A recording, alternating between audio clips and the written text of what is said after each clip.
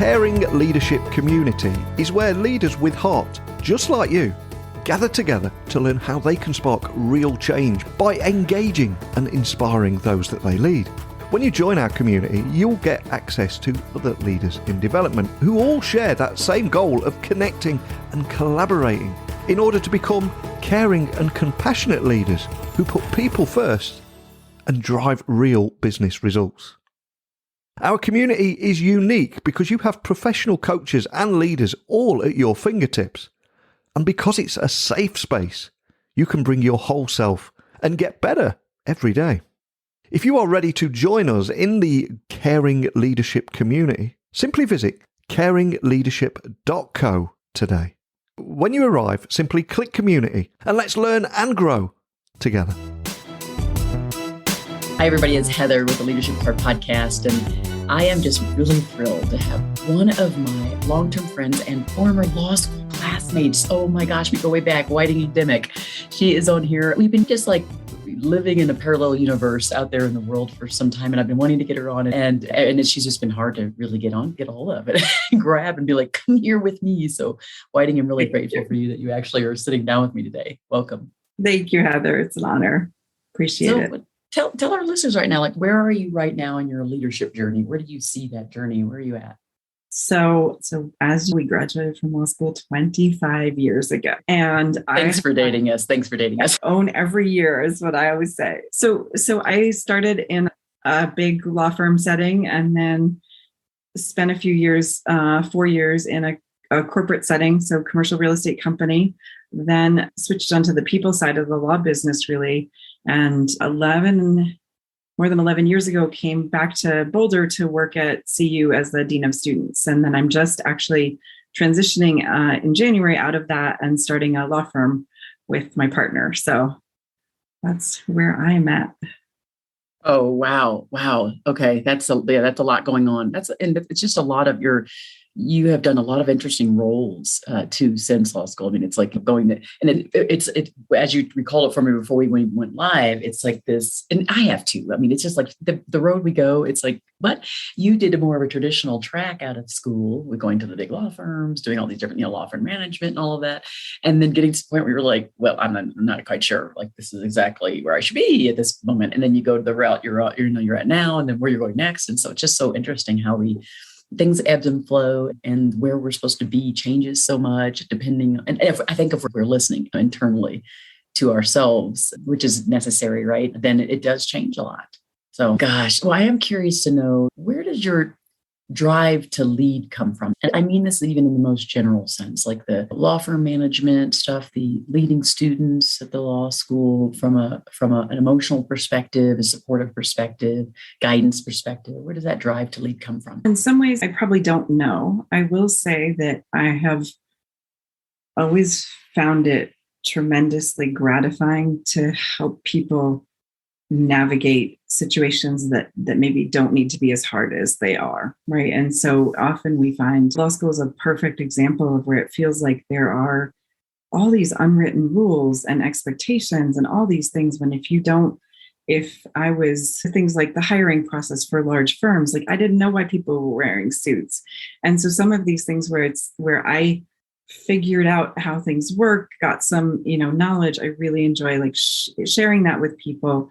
I really love helping people with problems. And I think that's the theme too. So it's not, I don't think I'm so much, I've never thought of it as really motivated to lead so much as motivated to help people. And then it's almost involuntary that when things don't make sense to me, I can't really be quiet about it.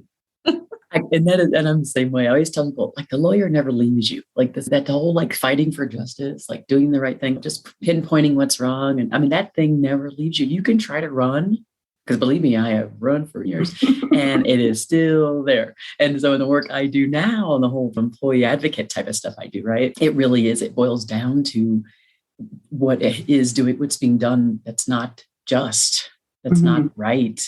Yeah. And how I see my role. And it's just interesting, again, how we find our voices in those moments as well. Yeah. And I guess I would say an important part, and of the motivation too is just the wanting to, for a lot of us just a lot of us, right, is like you want to change your circumstances, right? And so some of it is like, I want to have financial security. I want to have independence. I want to have agency, really. And I think that's a big part of the journey in leadership too.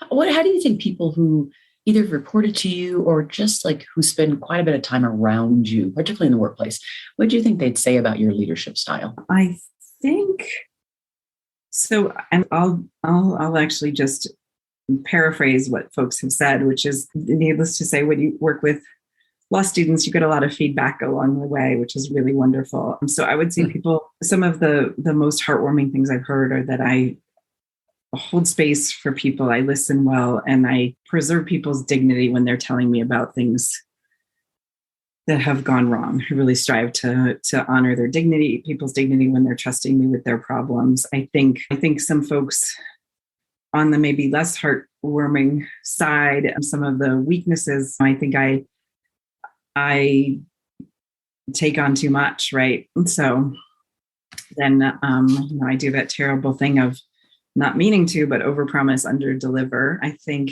And then one that is, there are so many things that have two sides to them, right? Or two different views. So some people love that I will advocate for students, and some people don't love that I advocate for students. So that's the reason why I have you on here. I think we're made from the same cloth. And it's so interesting because I knew way back when it was a tough time for me to in law school that you were a kind person. But as I listen to you now, I'm like, ooh, we are more alike than I take that as a huge compliment. Thank you. Thanks.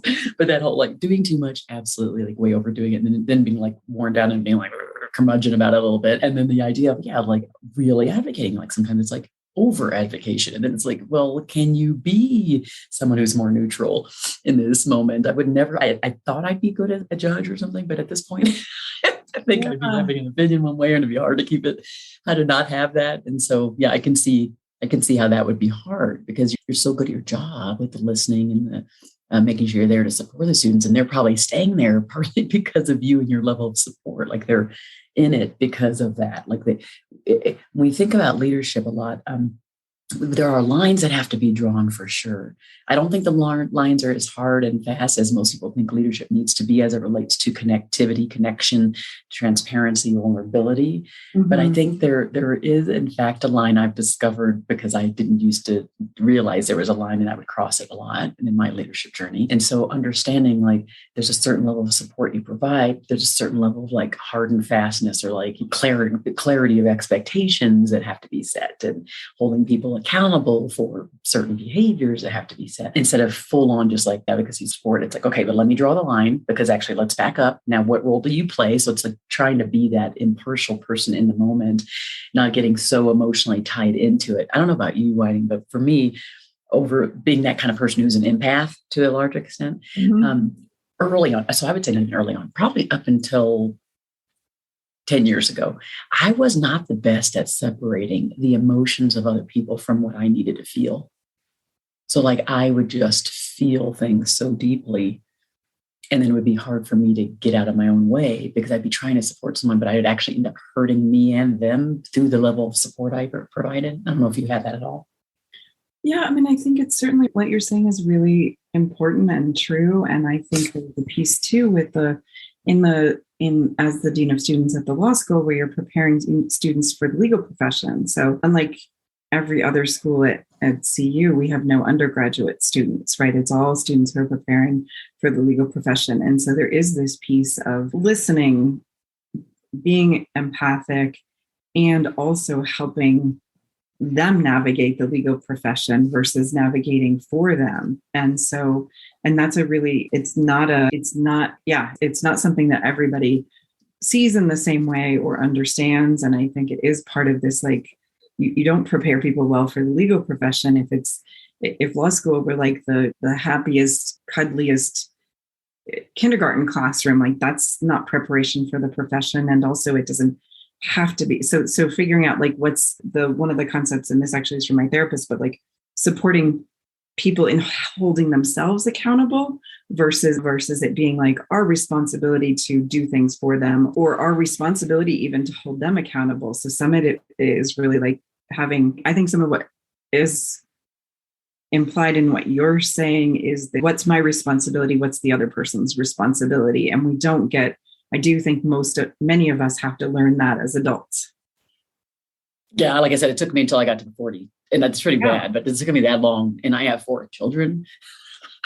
So I think they are the ones who taught me a lot of this, because you just get drugged down in the moment. I feel like for me, I'd be dragged. I'd just be like I'd be just like in a pit of like, if I really because I have to I try to listen to each of them equally, right? Yeah. It's a conflict, right? And there's 4 of them. So then one of them is going to be the one that takes most. And then the other ones notice it. So that as I'm sitting with them though, I have to be fully present. This is the same thing, no matter where we're leading or who we're leading.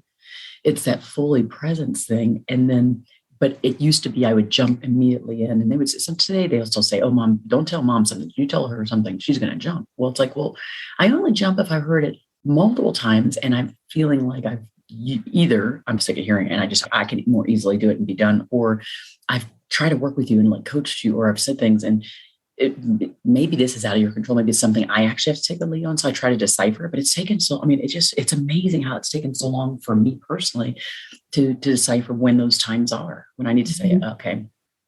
And I'm not perfect at it. Right. I'm a work in progress, like every single person out there. Right. It's just interesting. Yep. So I'd like for you to recall for a time when it could be something recent, it could be something way longer, whatever, but a time when maybe you were not the best leader. Maybe you didn't feel like you showed up as your best self. What did that look like? And then what did you do to come out of it? Or like, how did you try to evolve from there? A terrific question. And I think really like can give the same answer for lots of different jobs, because it's more about me than about any of the jobs, other than the fact that every job has involved helping people with problems. And I think it's many of us have learned that hard work, nose to the grindstone, like all those things, like all the no pain, no gain, these things, but this nonstop push yourself. I think we think that is the only way to succeed. Certainly the legal profession rewards that. And in some ways, so much of our culture, I would say, like our economy rewards that kind of like grind, that nonstop grind. We really idolize that. And I would say that I would say that the theme, like the most common mistake and thing where most common thing where I just feel I don't feel good about how I'm showing up is when I have done some combination of wearing myself down or not. I think we really, or at least I don't, I'll just speak for myself. I think I have had to learn to distinguish between like individual employee problems versus systemic problems. And so I think I will feel awful about what I'm not getting to. And because I'll feel awful, I'm being very critical of myself. I'll be more critical of others for what they aren't doing. And I think some of this it has only happened working in organizations and systems where there is an equilibrium between staffing and responsibilities and needs. So I think I have felt pressed that I'm not keeping up, and then like frustrated that other people are making things harder by not. And I think I just have been learning over the last few years to really shift to you have to really back to basics, like take care of yourself. And that if you're focused on, I think also a lot of us are trained not to even know what our needs are, right? I don't know how old I was when I heard the concept of an emotional need, but it was probably like not quite today years old, but it was maybe 2 years ago or something. And so when you haven't even thought about that, it's like a muscle that has never developed, right? So trying to figure out what your needs are, how to get your needs met so that you can show up in a way that really, where you really feel like you're being, and this is coming from Dr. Gabor Mate, but like in authenticity with ourselves so we can be authentic with others, right? Mm-hmm. Mm-hmm. So Yeah, it's like that, so that level of honesty. Mm-hmm. yeah, I would say that's what I have learned is, and keep having to learn, like it is, the answer is almost always to slow down and turn inward rather than grinding more. It's why it's the first chapter of my book, The Art of Caring Leadership. And it's the biggest chapter, and it's on self-leadership. If you're not turning it, if you're not willing to go in the mirror, if you're not willing to turn it inward, I mean, you aren't going to be effective. It doesn't matter how high you go in an organization. It doesn't matter what your title is. It just doesn't, if you can't take care of you. When we think about these last almost 2 years, crazy, mental health, emotional well-being, all of these issues have come to the forefront because there was so much. We all have, to a large extent, experienced a lot of trauma. I mean, all of us, because whether we had friends around, we watched way too much news. It was in our immediate family. There was illness, there was death, there was racial unrest. There was, oh my goodness, there was so much going on. And as we reflect on that, I mean, I myself, I think about the very first few months of the pandemic. My business is almost wholly, well, was not now, but it was almost wholly all in person. I'd be consulting in person, I'd be speaking in person, I'd be training in person, and everything stopped. And fear took hold. And it was like, what is happening? What's going to happen? And then I went to drinking wine. And then I went to eating cookies. And then it was like all this emotional stuff, even just for me, who's a fairly strong person, but I've had history of anxiety. So I've had some of these things here and there throughout my life. And so thinking that through, but then all of the trauma I've experienced as I listen to employees in listening sessions, as I read comments on these engagement surveys, these DEI surveys over these last couple of years, and just all the interactions, I'm just like, there is just a lot of pain. There was already a lot of pain, by the way, pre-pandemic, a lot of pain because people weren't being heard. People weren't being valued. They weren't being listened to. They weren't being respected, right? They just weren't, particularly in the workplace, but just overall, like we just are so busy with this and we're so busy with everything else other than connection.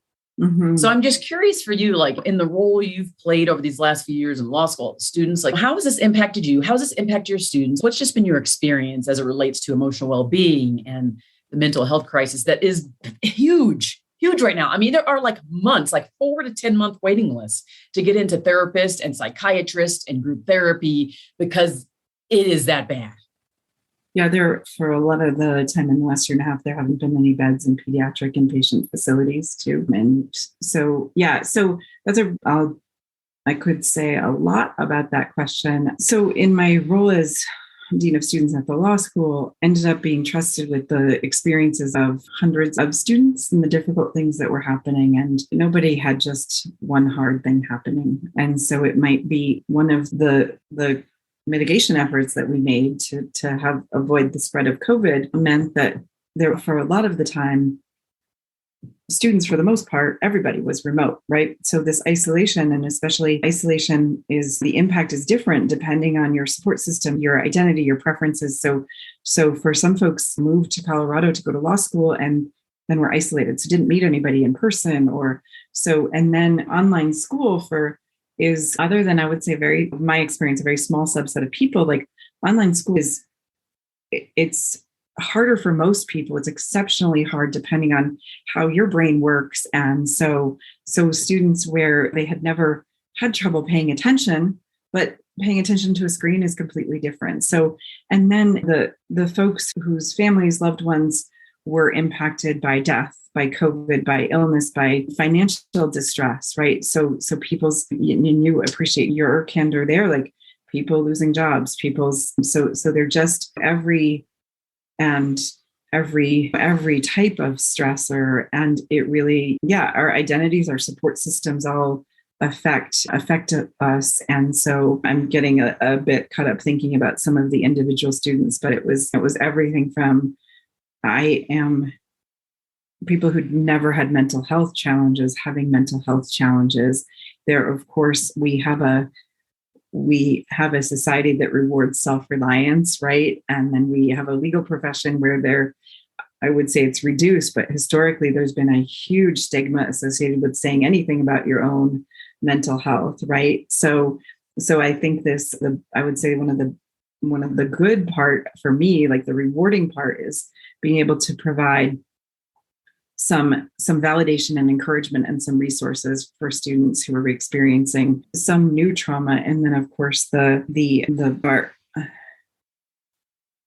country's history is based on violence, right? Like it is based on violence. It is based on violence, based on race, identity in so many ways. And I think lots of folks, I think that just came to the forefront in a way that for some people was a reminder, like, of course, and very personal. And I think we all were forced to slow down and think more about things, think differently about things. We couldn't use busyness to keep ourselves from having to think about things. And so I think lots of hard work around identity and working through past trauma, things like that. So yeah, I guess my quick summary for last year would be just like, it was really an honor to be trusted with the stories and the hard things that so many people were going through. And it took a huge toll on me too. Yeah, I was just going to say that. I mean, I'm thinking how it took a huge toll on you. I mean, in what ways did that happen? How did that really, I guess, transfer into your own sense of self? How did that impact your own psyche as you had to be the person to support at that level the students at that time? I think some of my communication skills improved. Some probably worsened because so much of it was on Zoom. And I think it does take a little more, I think it takes a little more effort and energy to send empathy through a screen than in person. So I think I did improve my communication skills some. I think I really had to think also about my own. So I think probably, I'm guessing every working parent who has been responsible for their children at a time when they're also responsible for work can relate to this feeling that, like, when you have kids at home and you're working full time, you feel like you're not doing a great job at either. Mm-hmm. And so this thing where I had the law students really needing a lot of support, and I'm in a unique role at the school. So felt like a big pull to try to like meet that need, connect students to resources. Then I had teenagers who were at home who had some hard stuff happening too. And I think that I think it's really hard it was really unbalanced for a time. And then also at the end of a little, like around the very end of 2020, like personally, like one of like the best thing ever happened, which is I started a relationship with somebody I'd been friends with for a long time. And so it's, as somebody who for so long was like, oh, sure, I can talk to you from 10:30 to 11:10 on next Thursday. Actually, around the very end of 2020, things slowed down, and to have this chance to like actually focus on a new relationship, like at this point in life and after some really hard years, like was like the greatest thing ever. So I have I feel like I feel so fortunate in terms of like what the pandemic did in terms of my life changing for the better. And also don't want to in any way minimize how awful this has been.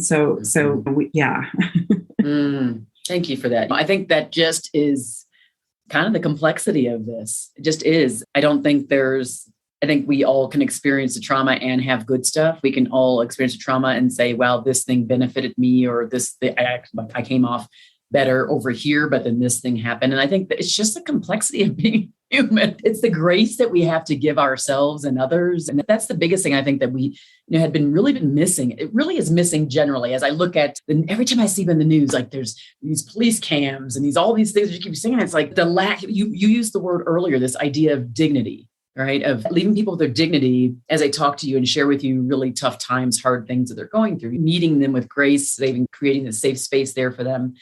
And I just think overarchingly, we're not trained to do that.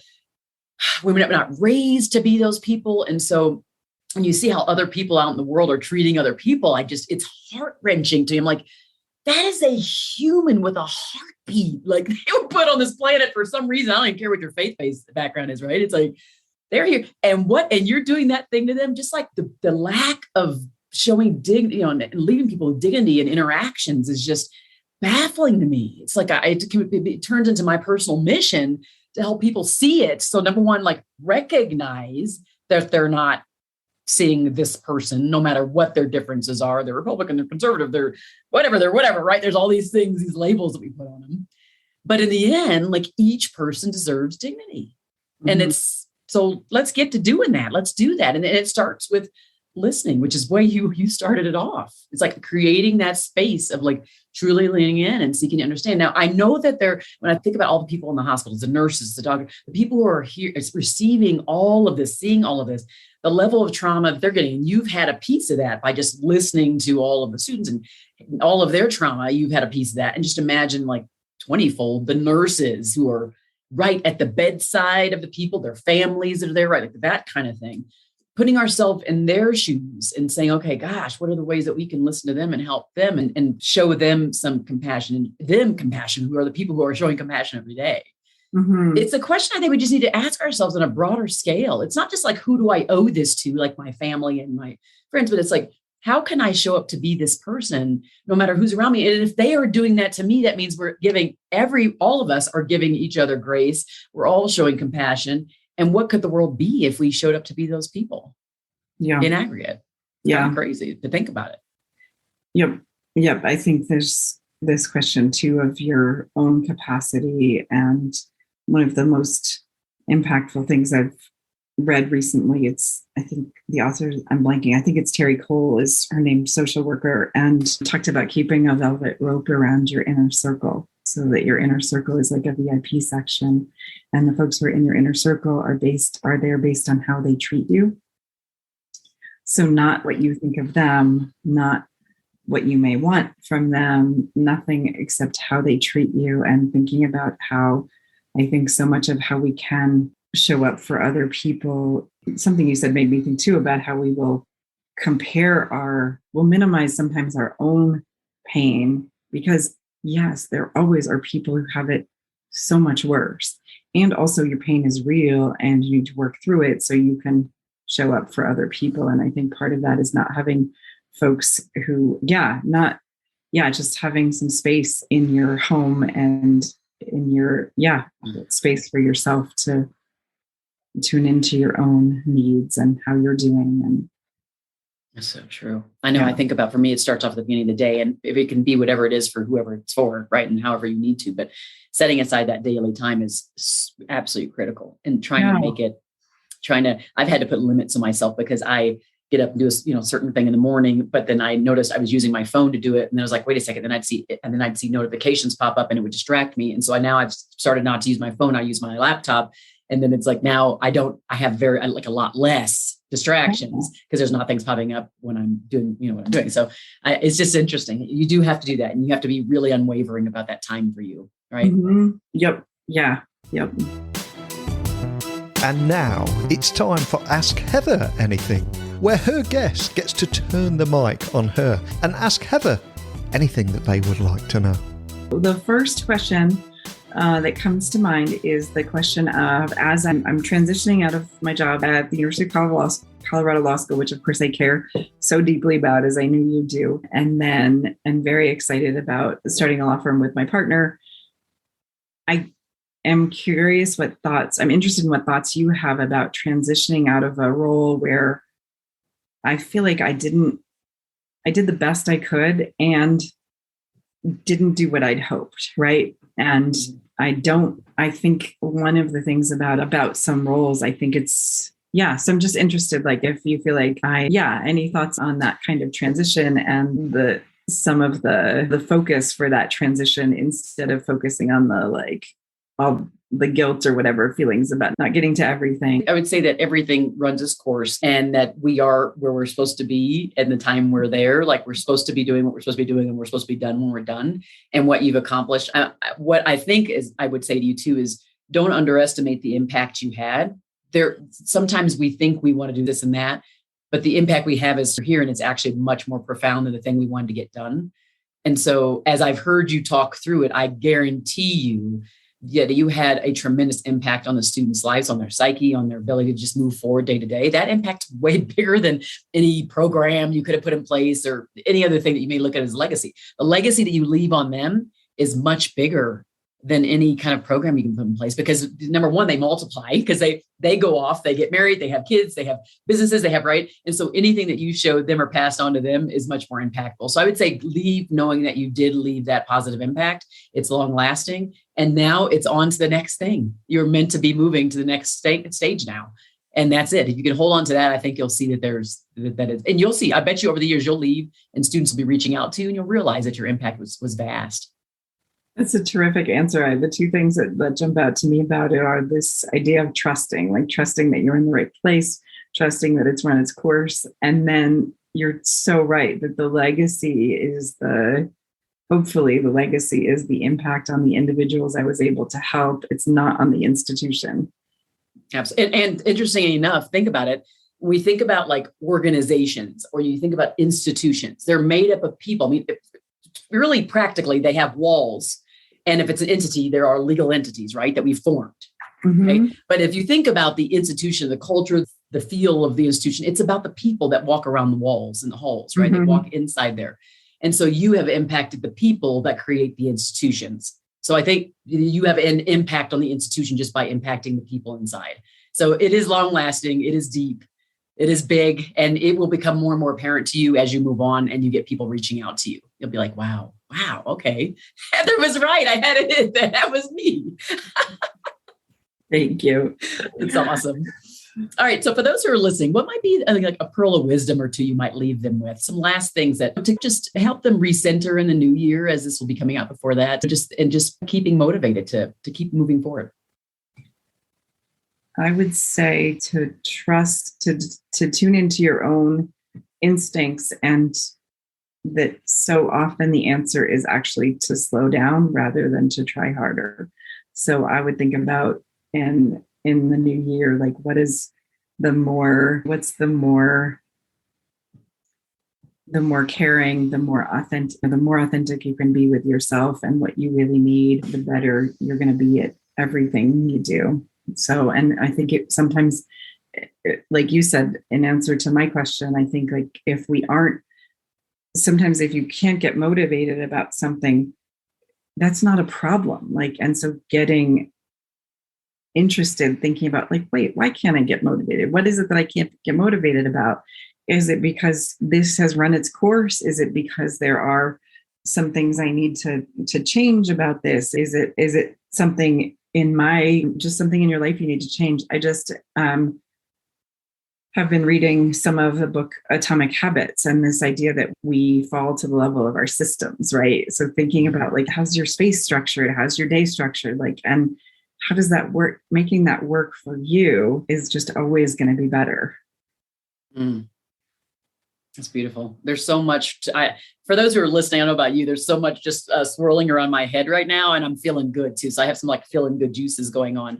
I need to drink some water and get that in my pores now, get it in my muscles now. If you really enjoyed this time with me and Whiting, please do share this far and wide, because that is how we socialize the messages. We impact other leaders around the world by sharing. And then don't forget to go to Apple Podcasts or wherever you might listen and do write a review, because when you write the review, again, it brings it up on the algorithm and then people find us. We are in the top 100 around the world, actually, for management and leadership podcasts, which is exciting. Trying to move it up, top 50, top 20, top right. But in the meantime, people are hearing this. So I appreciate all of you listening. And Whiting, this has been a pleasure. I am so glad I stuck with just continuing to try to reach out to you.